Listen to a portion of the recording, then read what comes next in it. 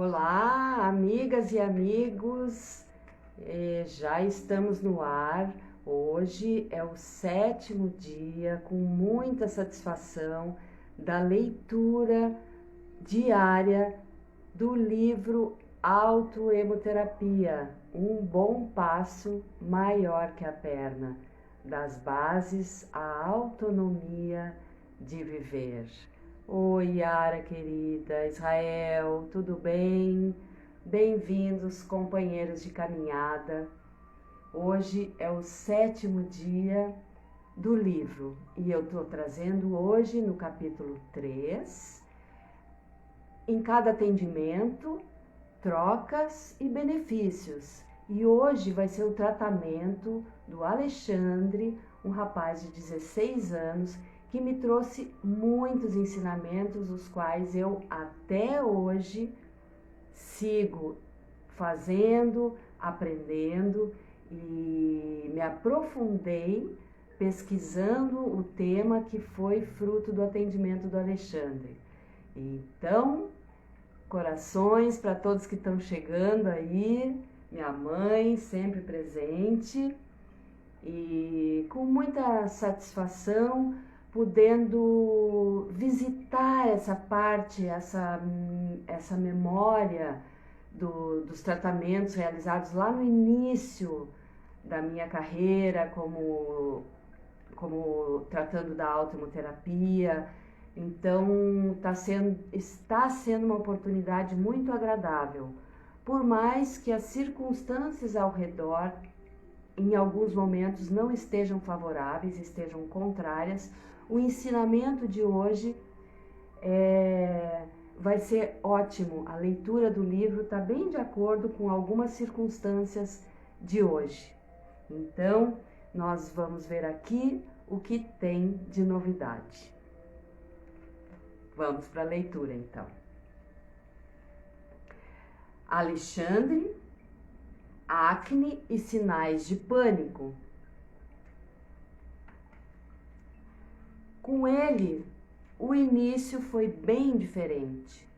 Se com minha mãe já havia confiança e intimidade, com meu segundo paciente, o Alexandre, um adolescente de 16 anos, esses dois fatores precisavam ser conquistados e amadurecidos durante o tratamento, aliás, a cada aplicação.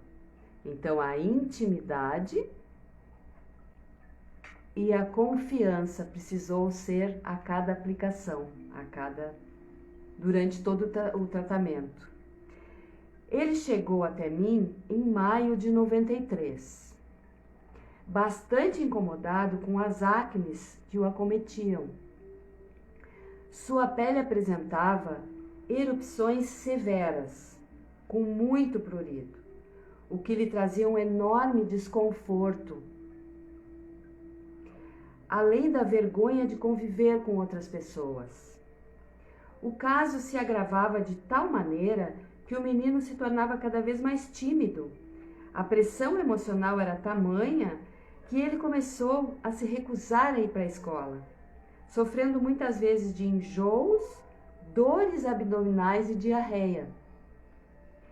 Nesse aspecto, a minha experiência com a bioenergética foi de grande valia, pois, como ele veio muito contraído, eu usei o recurso de reorganizar a respiração dele, com o intuito de refazê-lo inspirar e expirar de forma fácil, profunda e mais ampla, ou seja, de forma mais natural.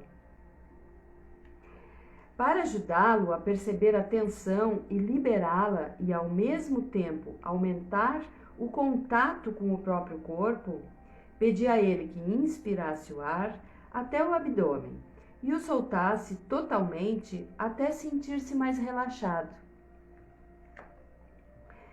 Essa contração que Alexandre apresentava fez-me lembrar imediatamente do funcionamento do nosso sistema nervoso autônomo.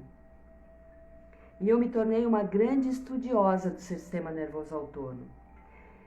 Em nosso organismo existem os movimentos de expansão e contração, que ocorrem num ritmo regulado e manifestam a pulsação, que por sua vez coordena as nossas funções vitais.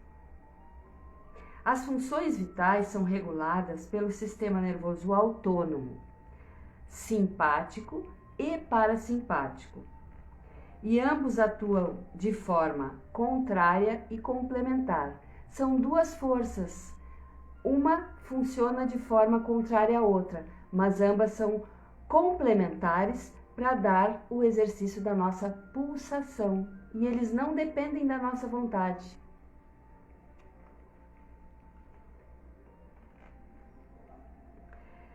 Por exemplo, o coração tem a sístole e a diástole.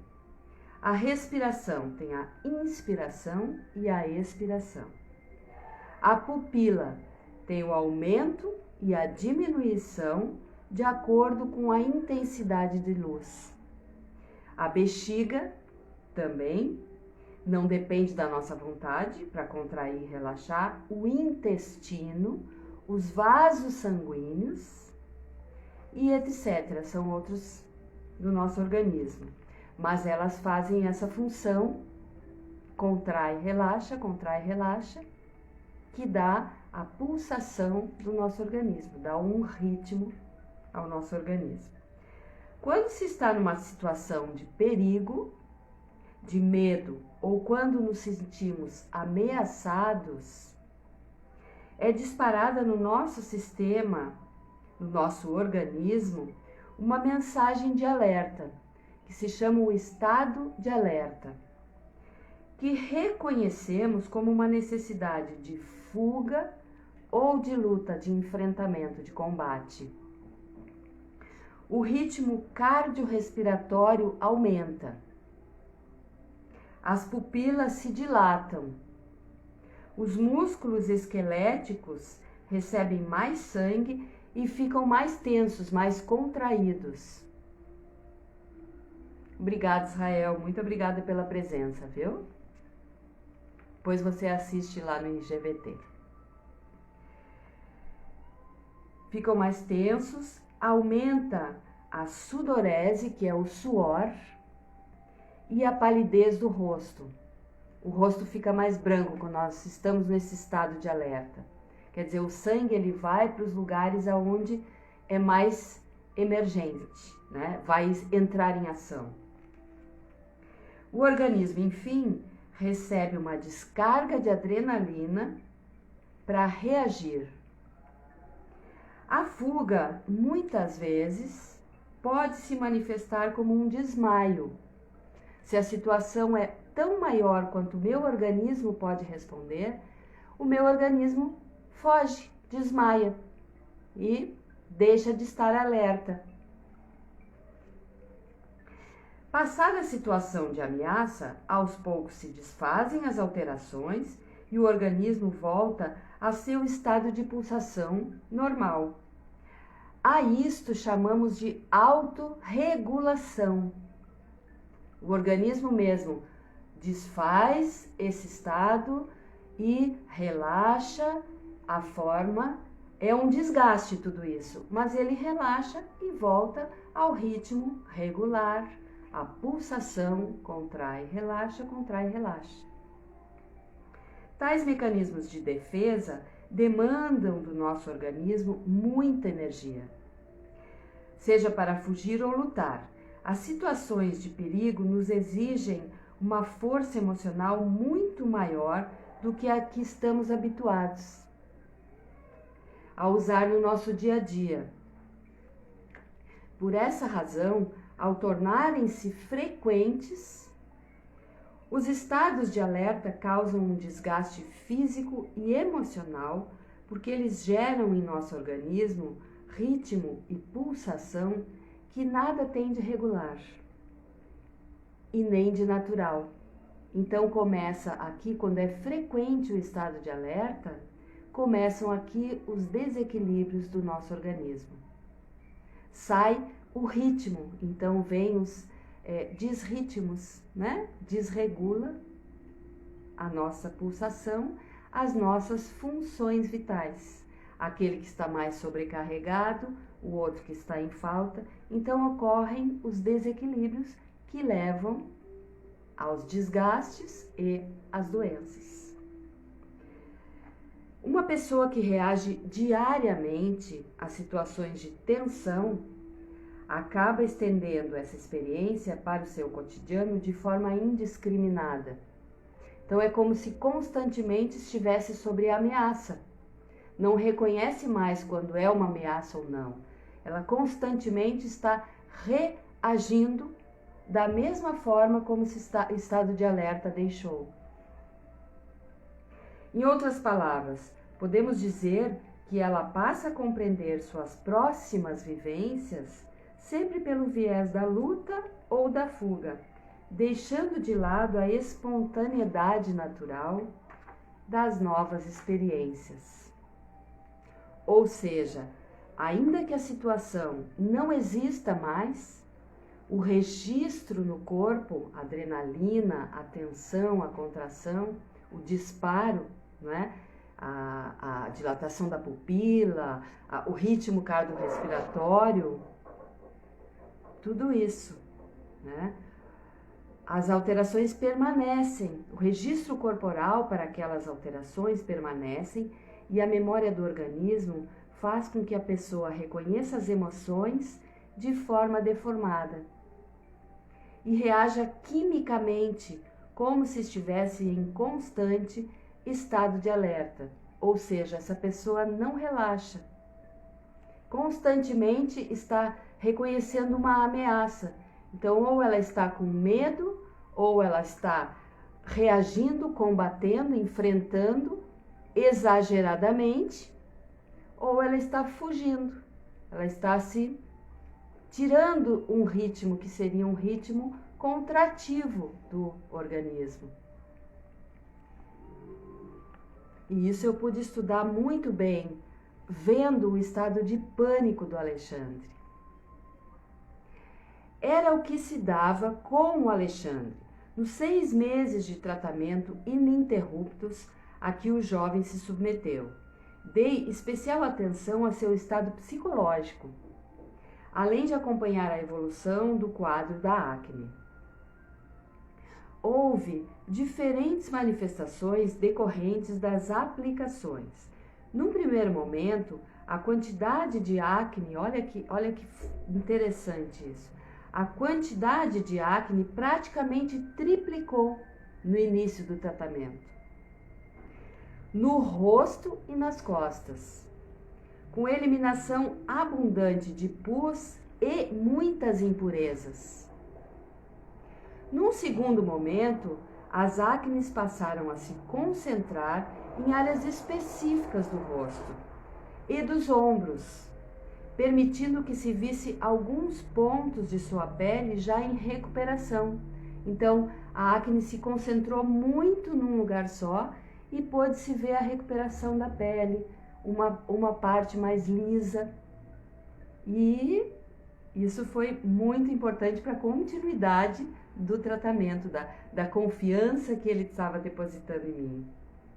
Apesar de todo o desconforto inicial com o tratamento, Alexandre passou a visualizar a melhora, o que o estimulou a prosseguir com as aplicações. Mesmo estando nervoso, o que exigia de minha parte muita habilidade em colocá-lo à vontade, Alexandre nunca perdeu nenhuma sessão. Ele nunca faltou. E olha que ele vinha com muito medo. Ao final de 6 meses, a sua pele estava limpa. E ele apenas seguia com os cuidados de limpeza e cicatrização, que foram fundamentais. Fisicamente, apresentava mais disposição e mais vitalidade. Sentia-se mais revigorado e animado com toda a ativação que a autoimunoterapia promovia, e mais confiante. O tratamento de Alexandre consistia, aí foi a forma como nós fizemos, de uma aplicação de 10 ml a cada 7 dias. Foram durante 6 meses o tratamento dele. O local escolhido para aplicação foi o deltoide. Então, nós fazíamos 5 ml num lado, 5 ml no outro. Olhem por quê. No caso dele, não foi feito rodízio entre glúteo, rosteter e deltoide. Pois, além da timidez imensa e da tensão absurda, ainda contei com a vergonha que o jovem sentia. Muita vergonha. Típica da idade, né? E que o impediu de mostrar suas nádegas para mim. A cada semana, então, passei a observar os músculos que tinham recebido sangue. Então, eu frequentemente avaliava as condições do deltoide, do músculo, para ver se não estavam sendo muito exigidos, ficando hematomas de uma semana para outra. E não ficou. Foi muito interessante que eu fui aprendendo com essa situação. A cada semana, então, passei a observar os músculos que tinham recebido sangue e percebi que não havia nenhuma reação. Alexandre, porém, me relatava que nos primeiros dias após a aplicação, ficava com os braços doloridos.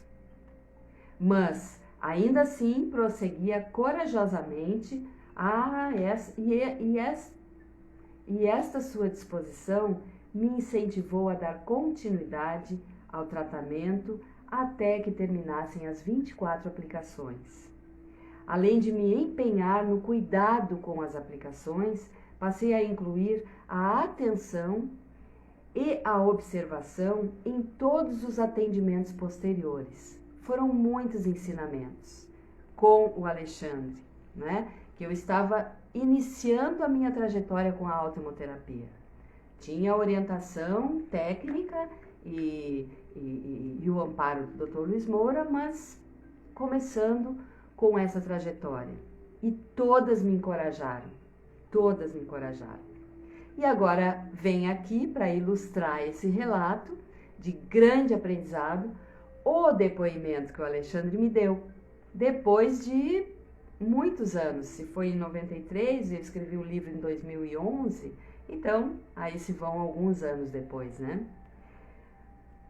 Bom, o Alexandre falou, né? Conheci a autoimunoterapia através da minha mãe. Na época, o meu rosto e os ombros eram cheios de espinhas e manchas. Eu tinha até vergonha de sair na rua. Então a minha mãe começou a me contar que o meu bisavô Miguel, que era médico em Orleans, Yerval do Oeste, na década de 1930, olha, ele já tinha um avô médico que fazia autoimunoterapia. Utilizava essa técnica que ele conheceu na Itália. O bisavô, né, o Dr. Miguel, conheceu na Itália essa técnica e já utilizava no interior de Santa Catarina. No pós-operatório e no pós-parto, para evitar qualquer tipo de infecção, pois os antibióticos eram raros naquela região ou inexistentes. Além de evitar infecção, ajudava a levantar também a imunidade dos pacientes nos pós-operatórios, né? Continuando o depoimento do Alexandre. Eu achei bem interessante. A minha mãe disse que conhecia uma moça que era enfermeira, formada e que sabia usar muito bem a autoimunoterapia. Comecei então a fazer, no início com muito medo de injeção, mas persisti porque não havia mais o que eu pudesse fazer. Dentro da dermatologia, eu já havia desanimado porque nada melhorava. Limpeza de pele era só dor, eu já não aguentava mais.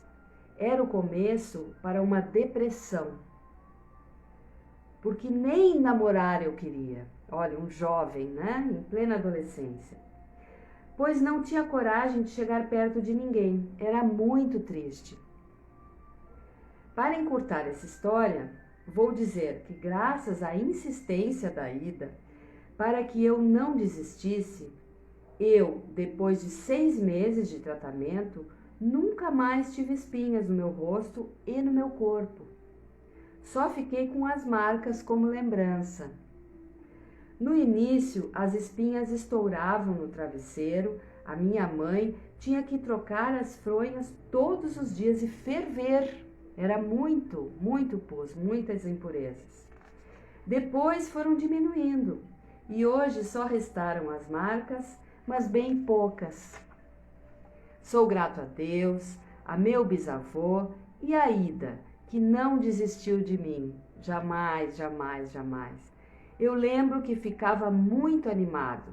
Ela ajudou a levantar minha autoestima. Olha que lindo! É um entusiasmo que a gente não tem noção o que está fazendo na vida do outro. Ajudou a levantar minha autoestima. Olha só, hoje, com 33 anos, me olho no espelho e vejo um cara feliz e bonitão. Modéstia à parte. Obrigado, Ida, por fazer parte dessa mudança. Olha que lindo! Então, essa transformação que cada pessoa se submete é muito importante.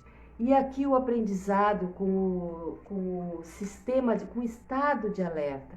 Eu me aprofundei muito no estudo do estado de alerta, porque é o que faz a gente desenvolver muitas vezes as doenças. Porque o estado de alerta nos coloca constantemente em desequilíbrio dessa pulsação. A pulsação é espontânea, o estado de alerta tira a nossa espontaneidade e vai fazendo com que essa contração se torne permanente. O sangue não consegue irrigar todas as partes do nosso organismo. E o que acontece? A nutrição que todas as nossas células precisam não é levada, muitas vezes, a lugares que são fundamentais. Haja vista que a palidez é um dos sinais do estado de alerta. Então, nós vemos pessoas constantemente agindo de uma forma contraída. A palidez acontece porque o sangue precisa nutrir os órgãos fundamentais, essenciais, que é o cérebro, o coração e o rim, que não podem ficar sem o abastecimento do sangue. Então, quando a gente faz respiração, meditação, todas as formas que nos relaxem no nosso dia a dia, isso faz com que a gente saia constantemente de estados contraídos e nos levem ao abastecimento do sangue em maior parte possível do nosso corpo, do nosso organismo, dos nossos órgãos, para que o funcionamento dele natural possa voltar a ser exercido. Então, quando a gente passa por uma situação de medo ou uma situação que exige da gente uma reação imediata, depois vem um relaxamento, ou deveria vir um estado que nos tira as forças e a gente deita e relaxa, não é? Então, o estado simpático que fez com que a nossa musculatura se contraísse, com que o nosso corpo todo fosse agir imediatamente, ele precisa voltar, nós precisamos dar esse tempo. Só que se a vida não nos dá esse tempo, nós agimos constantemente em tensão. E aí vem a pergunta, não é? A autoimunoterapia dá resultados na síndrome de pânico? Sim, porque a síndrome é um conjunto de sinais e sintomas. Então, quando a gente ajuda o nosso sistema nervoso autônomo a se desfazer de toda a química que ele levou para o nosso organismo em função do pânico, em função do estado de alerta contínuo, a gente consegue limpar o nosso organismo dessa química porque às vezes é um estado químico, bioquímico mesmo, que se alterou, certo? E nós não estamos conseguindo suprir a necessidade de abastecimento para desfazer essa bioquímica. Então, nós precisamos de ajuda, sim. Nós precisamos fazer com que o nosso organismo receba uma ajuda. E aí sim, poder limpar esses elementos, poder sair da nossa corrente sanguínea e fazer voltar ao bom funcionamento das nossas funções vitais.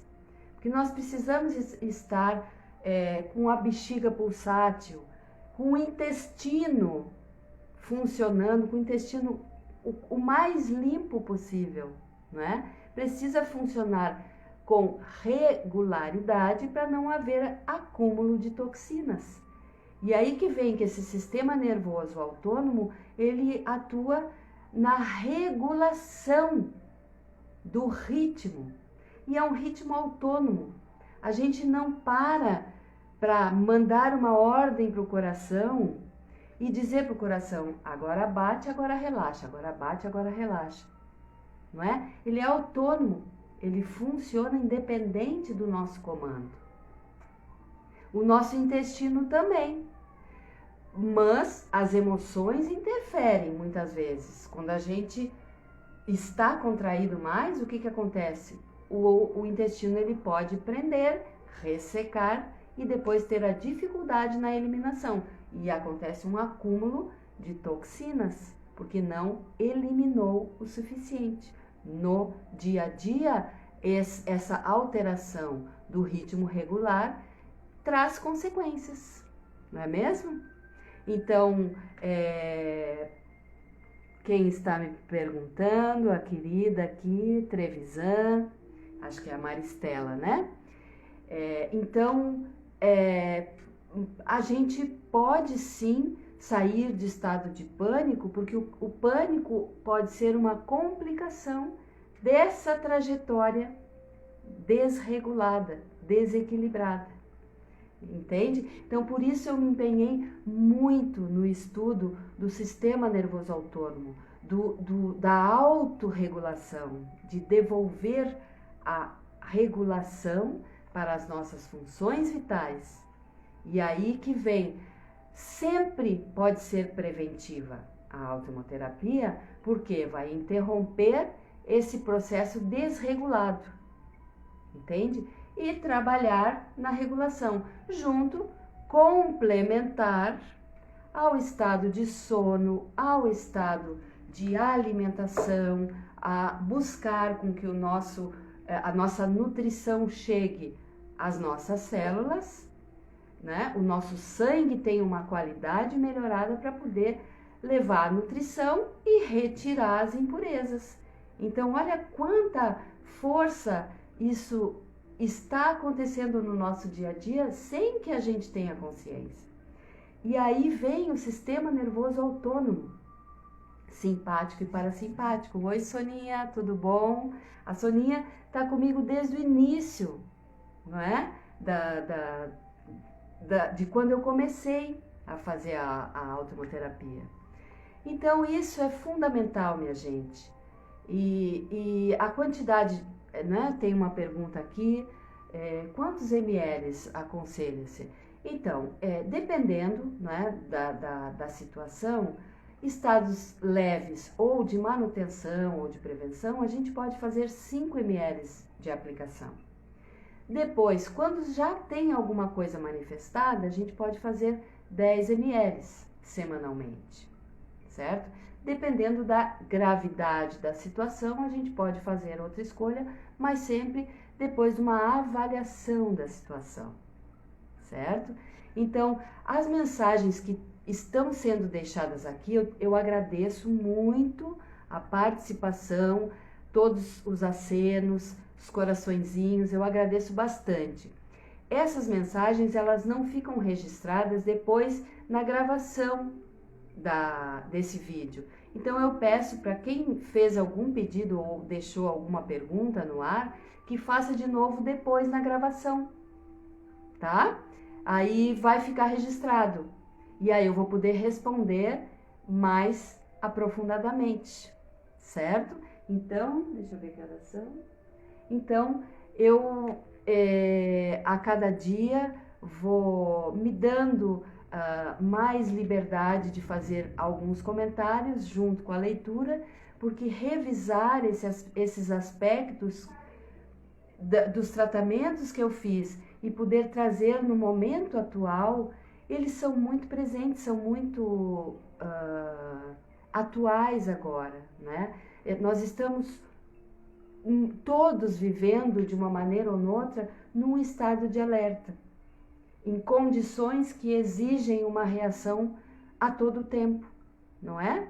Então, consciente ou inconscientemente, alguém a nosso redor está passando por alguma situação de dificuldade, de tristeza, de medo, de agir rapidamente, certo? Então, a gente está precisando, ou por alguma perda na atividade profissional, ou seja o que for, todos nós, neste período, né, no último ano, nos últimos períodos, estamos vivendo um estado de alerta.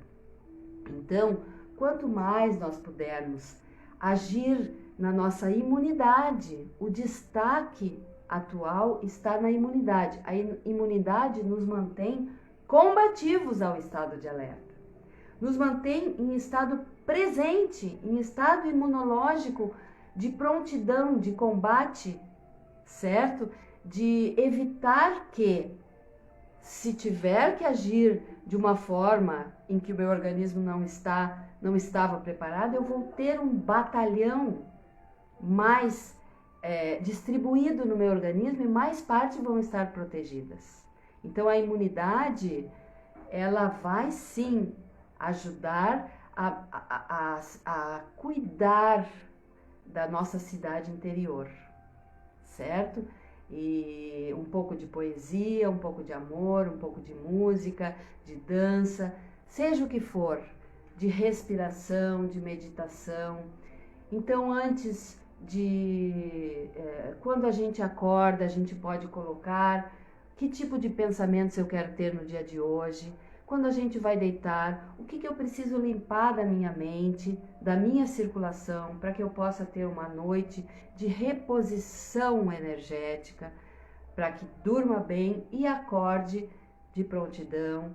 Então, nós podemos tornar conscientes esses estados complementares a um estado de ação que nós vamos ser exigidos durante o dia. Então, meu amor incondicional a todos nesse momento que estão aqui assistindo agora e que vão assistir em outros momentos, que eu espero que se quadruplique essa informação, que é muito rica. Ela foi muito rica na minha vida e com cada pessoa que eu vinha encontrar no meio do caminho. E o Dr. Luiz Moura podem procurar Sistema Nervoso Autônomo e Autoemoterapia. Tem uma parte do documentário, da entrevista dele, né, que fala sobre o Sistema Nervoso Autônomo. Então, fica por hoje essa contribuição e amanhã nós teremos o tratamento de Marisa, que também foi de uma riqueza, muitas mulheres, olha que bonito. Amanhã é o Dia Internacional da Mulher e nós vamos falar aqui da força feminina e o tratamento de Marisa foi de mioma, anemia, cirurgia e tratamento para engravidar. Olha, gente, tem sido de uma riqueza revisitar esse livro. Amanhã é a homenagem a todas as mulheres e saibam, nós temos condições de lutar pela nossa saúde, pela nossa vitalidade e por toda a trajetória da nossa vida para trazer uma pessoa ao mundo. Então, vai ser uma imensa satisfação falar da Marisa amanhã. e vocês vão ver o fruto desse tratamento. O fruto desse tratamento tá linda, linda, linda, linda. Certo? Então, deixa eu ver. Muito obrigada, querida Ida. Gratidão ao universo por conhecer este teu lindo trabalho com a autoimunoterapia. E eu me despeço agora nesse momento. A gratidão a todos que estão aqui. Gratidão a todos os que vieram antes de mim, que deixaram as suas dificuldades, as suas superações, que ultrapassaram muitas resistências e muitas barreiras e chegaram, né, a nos trazer a luz desse tratamento.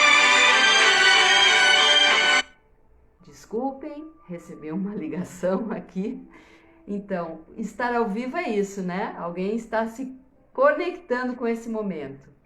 Então, a minha gratidão aos que vieram antes e a todos que virão depois. Vou me despedir porque alguém está ligando para mim, tá?